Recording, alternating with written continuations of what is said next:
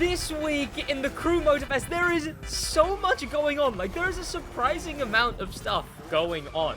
First of all, this brand new... Oh, come on. This brand new car, the BMW M4 Drift Brothers.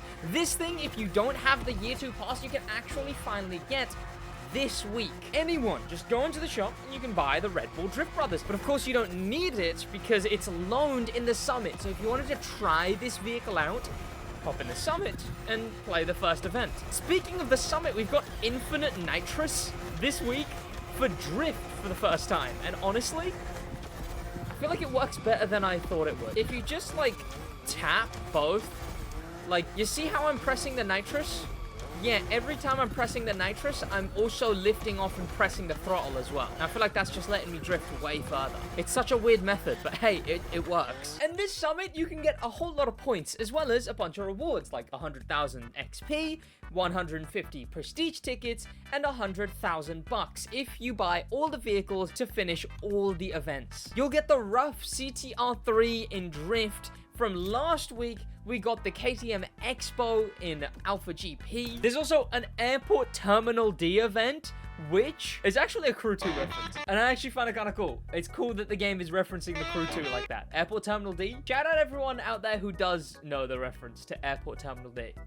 What an event. But yeah, no, it's unfortunately, that actual event in the Summit is kind of bad. It's just the figure 8 one. It sucks. I'm back to talk to my UK viewers. If you missed me at Petrolheadonism Underground, you shouldn't miss me at Bicester for Food and Fuel, Auto Alex's Food and Fuel event, where the focus is, I hear, some actually good food at a car meet. I've had some really bad car meet pizzas, and thank God for this. People are bringing their cars. I will be there. I'm happy to have been invited. It's in Bicester, and the link for tickets will be down below in the comments and description. All right, back to it. And here's a tip with the Summit, straight out of my Facts and Glitches series. You see these top 3 events? For these top 3 events, you want to be using a drift set. That seems obvious, right? A hothead slippery set. Those are the 2 major drift parts in the game because they're the ones that are going to give you the best boosts for these events. However, these bottom events, these are Hoonigan events, not regular drift events. The difference with Hoonigan events is you don't get points for drifting. Hoonigan events just give you points based on regular freestyle XP stuff. So if you want to cheat the system, don't use drift parts on the bottom 3 events. Use XP grinding parts on the bottom 3. Okay, you can see that these aren't perfect XP grinding parts, but like everything has maxed out XP on it. I just haven't bothered with the rest of it, as that's what's actually going to get you more points in those bottom ones. The custom show brings the rainbow tire. From last week, we got the checkered nitro. This week, the whole of the Red Bull playlist is boosted. I told you I'd keep you up to date when things were boosted. Well, this week, every single event in this playlist, you can get 50% extra bucks and 50% extra XP. So if you haven't played it already, play the Red Bull playlist. To my knowledge, the quickest for money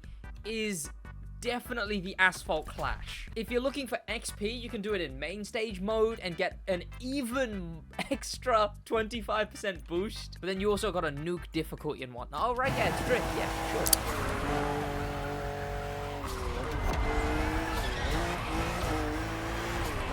Honestly, I wish this didn't work and look so good.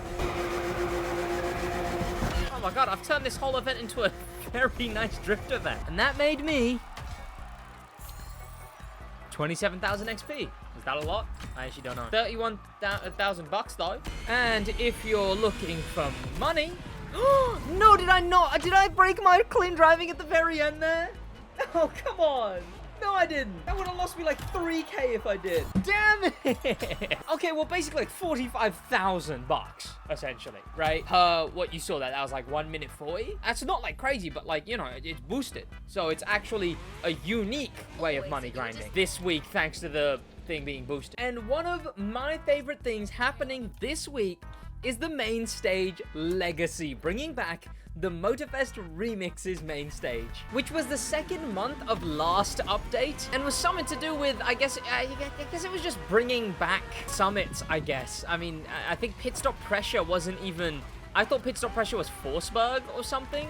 They put us in the Gordon Murray, and I quite like Gordon Murray. I don't even know how I would contextualize this one. Oh, and this is one of those summits where they put the F1 people's names. God, they were really... There was me going, whoa, can you believe Max Verstappen is in this update technically? They were putting Max Verstappen in every bloody update.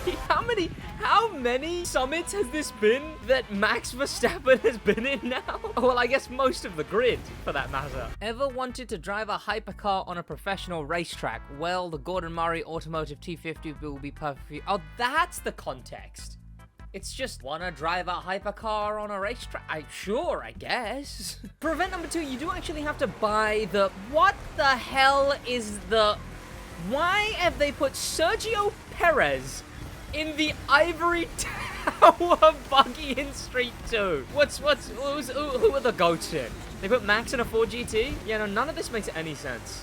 Also, it's blindingly... What am I? What? Why is it so bright? You do actually have to buy the Alfa Romeo Giulia GTAM. You know what? I don't mind this one because this one's very... No, I think half of the cars actually make sense in this one, right?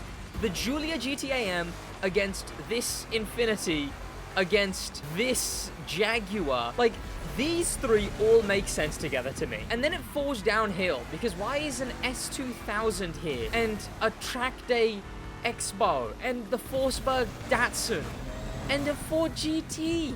This event could almost, like, so very almost have been a really cool... What is it called? Not a spec series, but you know what I mean. When, like, regular street cars race against each other. And, well, you know, the GTAM, the Infiniti, and the Jaguar, like, those are all, like, souped up sedans, you know, so that kind of thing. I feel like it could have been good. Oh, we slid. Nah, I've got this on 5 difficulty, yet I'm still getting a billion miles ahead of all of the AIs. I mean, come on, fellas, make it a little bit difficult. Then that is followed by Hoonigan x Forsberg. Excuse me? Hang on, they put a clean driving bonus on this, and I didn't even get to use it. That's not fair.